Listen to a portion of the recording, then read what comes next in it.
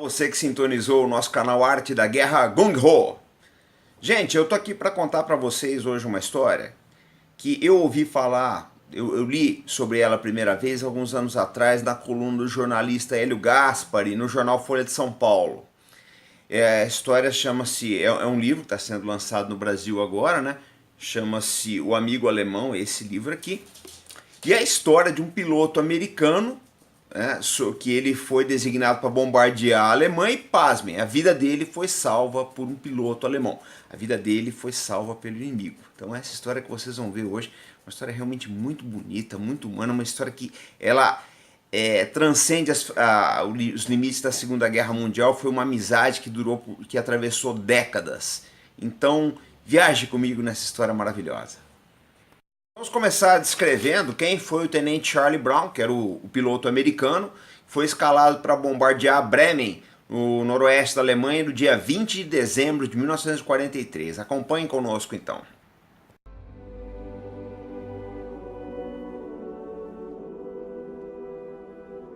Bom, vocês têm aí então uma foto do tenente Charlie Brown na época da guerra. Logo na sequência, uma foto de uma aeronave do mesmo esquadrão, B-17, semelhante ao Yellow Pub, que a gente não conseguiu nenhuma foto.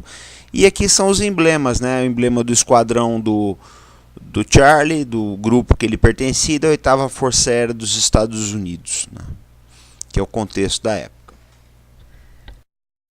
Agora vocês têm que conhecer um pouco do que era bombardear a Alemanha naquela época. Então eu vou falar um pouco das defesas, nós vamos por partes, né? Vou falar um pouco das defesas e depois eu vou falar das consequências de tudo que aconteceu na época. Bom, essas são imagens do treinamento da época da Luftwaffe, tá? Então vocês veem o especialista aí segurando o modelo da B-17 e esses arames que vocês veem em volta são os pontos vulneráveis do avião, onde os pilotos deveriam priorizar os ataques, tá? Os alemães levavam isso muito a sério. O Charlie Brown e a tripulação dele, do Yellow Pub, era uma tripulação novata. Ele tinha 21 anos na época, né? Então era a primeira missão desse pessoal. Então eles foram colocados em princípio num lugar chamado Purple Heart Corner, que eu vou mostrar no gráfico onde é que fica. Só que na última hora ele deu sorte, que aquele é o lugar de morrer numa formação. Ele deu sorte, uma outra aeronave teve um defeito mecânico, então ele passou a ficar na frente, né? Onde o risco era menor, mas parece que isso não ajudou muito ele não. Acompanhe aí. Bom, vocês veem aí o box de uma formação de B-17 sobre a Alemanha, né? Que era normalmente usada. E a tripulação do Brown, por ser uma tripulação rookie, né, novata, eles foram colocados no Purple Heart Corner, da esquina da medalha de ferimentos, né? Qual é essa posição? É a mais à direita, mais atrás e mais abaixo, que era mais fácil dos alemães atingirem o avião que se localizava nessas formações. Em seguida vocês veem também aí diversos B-17 atingidos, né, para vocês terem já uma ideia do que é o estrago que a Flak, que é a artilharia antiaérea alemã, fazia nas aeronaves. Pessoal, o que vocês vão ver agora são cenas reais de um bombardeio, de vários bombardeiros aliados sobre a Alemanha, de 1942 para frente até 1945. São cenas fortes, né? Mostram realmente o que é a carnificina, o que é a tristeza da guerra, o que aqueles pilotos aliados enfrentaram, e vocês imaginam a agonia que era lá embaixo também, está sendo atingido por essa chuva de bombas. Então vamos acompanhar, o vídeo é curtinho.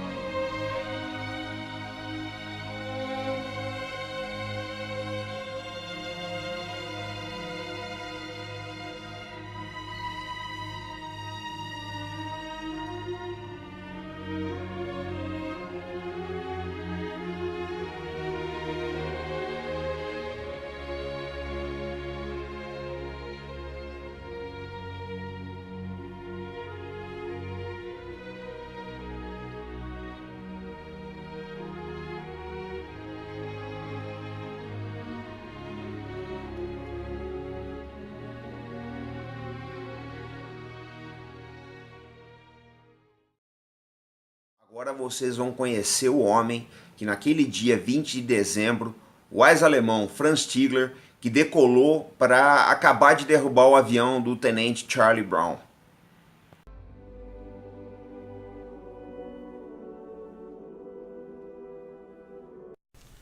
Então essa é uma foto do tenente Franz Stigler, um militar alemão, um piloto muito experiente, lutou em diversas frentes pela Alemanha, pilotando Bf-109 e diversas outras aeronaves. Ele acabou a guerra voando um jato, o Me-262, na famosa JV-44. Vocês veem também o avião dele, aí, um Bf-109G6, e o emblema da unidade dele, né, que era a JG-27, uma unidade de elite da Força Aérea Alemã. Bom, o Yellow foi atingido, vocês podem ver pela gravura aí que não tem foto da época, né? O avião bastante danificado, ele perdeu 2 motores, perdeu um pedaço do leme, também do leme direcional, um dos elevators também foi destruído. Ele não estava conseguindo manter a velocidade para acompanhar a formação, de maneira que ficou para trás, ou seja, era um alvo fácil, né? Nisso, o Franz Stigler decolou com ordem de acabar de derrubar esse avião. Chegando lá, ele se depara com essa cena, né? Os 10 tripulantes, um já estava morto, foi decapitado, o metralhador da cauda foi decapitado por um pedaço de granada. Os outros 9 estavam feridos. Sendo que a morfina de bordo, que eles precisariam para aliviar a dor, tinha congelado. Das 11 metralhadoras, só 2 funcionavam, porque o resto também congelou. O rádio foi destruído. Tá? Então essa era a cena. E vocês veem agora aí numa outra gravura, vocês veem o cone de nariz da aeronave, como ele realmente estava destruído.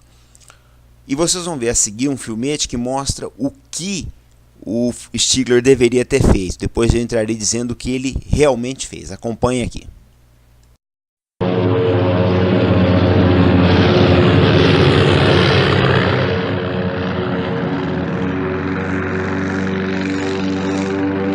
Isso aqui é uma B-17 de um modelo parecido com o do Charlie Brown, com o Yellow Pub. Não é exatamente o mesmo, mas vai dar para vocês entenderem bem.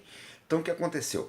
Os motores número 2, que é esse aqui, e o motor número 4 já estavam parados. O motor 2, tá? E o motor 4, tá ok? O motor número 3 estava funcionando com metade da potência. O leme tinha sido muito danificado. O elevador esquerdo dele também foi muito atingido. Então, quando ele estava cheio de buraco de bala, quando o Stigler, esse aqui é o avião do Stigler, tá? Um Bf-109 parecido com o dele. Quando ele emparelhou, ele viu isso daí, viu que essa aeronave realmente não tinha condição de fazer mais nada. Ele poderia ter destruído, se aproximado pela cauda, ou matado o piloto, enfim. Mas ele viu que o pessoal realmente não tinha condição de nada. Então ele sinalizou para os americanos pousarem, né? E o piloto, o Charlie Brown, ou não entendeu, ou fingiu que não entendeu. O Stigler sinalizou várias vezes, depois tentou guiar eles para a Suécia, que era um país neutro, onde eles seriam internados, mas o Charlie Brown se recusou a fazer isso. Então o que o Stigler fez? Ele acompanhou o avião até fora do espaço aéreo da Alemanha, né? Quando chegou fora do espaço aéreo, ele balançou as asas e se retirou, né? O tempo todo, uma das únicas metralhadoras que estavam funcionando, que era essa dorsal aqui do B-17, mas o comandante do avião, Charlie Brown, não deixou que atirasse. Bom, resumindo, eles conseguiram voltar para a Inglaterra, pousaram numa base, tá? Do pessoal que estava ferido, ninguém morreu, só morreu realmente aquele tripulante da cauda que estava realmente, já tinha morrido durante o bombardeio, mas os 10 escaparam inteiros dessa missão. Agora nós vamos contar o que aconteceu depois.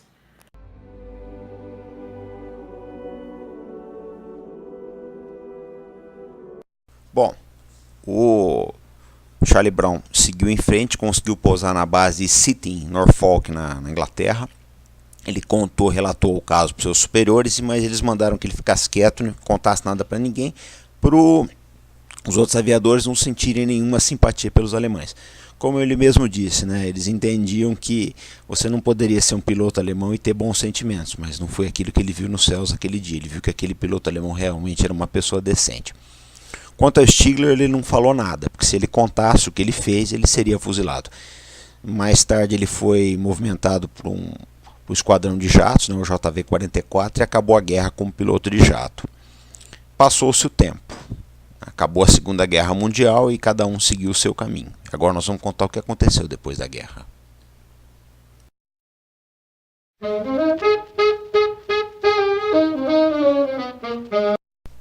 Bom, gente, a guerra acabou e a vida seguiu, cada um tomou seu rumo. É engraçado que até aí nenhum dos dois pilotos sabia o nome do outro. O Charlie Brown voltou para os Estados Unidos, né? Fez faculdade, voltou para a Força Aérea e foi para a reserva como tenente-coronel. O Stigler se mudou para o Canadá em 1953 e se tornou um próspero homem de negócios. Passou-se o tempo. Em 1986, o tenente-coronel Charlie Brown, já na reserva, vai numa reunião de águias, né? E alguém pede para ele contar uma história da época da guerra. Ele contou essa daí. E a partir disso ele começou a procurar pelo piloto alemão que tinha salvo a vida dele. Se bem, ele não sabia o nome do piloto, sabia alguma coisa do avião, né? Mas não sabia quem era.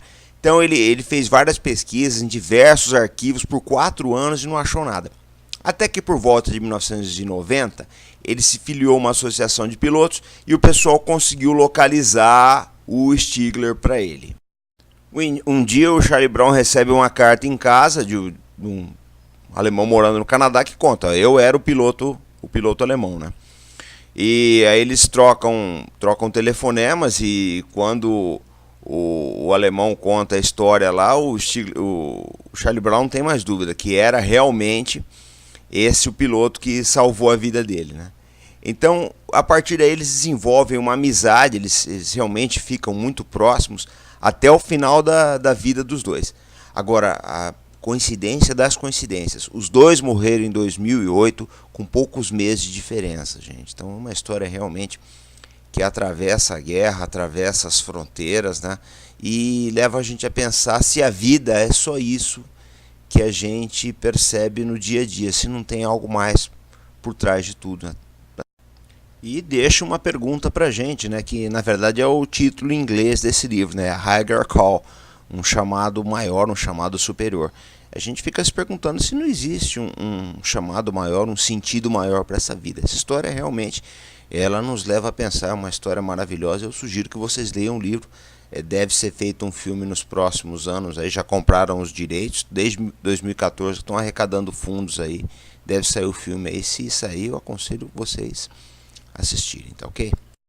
Pessoal, espero que vocês tenham gostado, tá? Essa história foi tirada do livro, né, O Amigo Alemão, que eu falei para vocês. Eu ainda não li completamente o livro, eu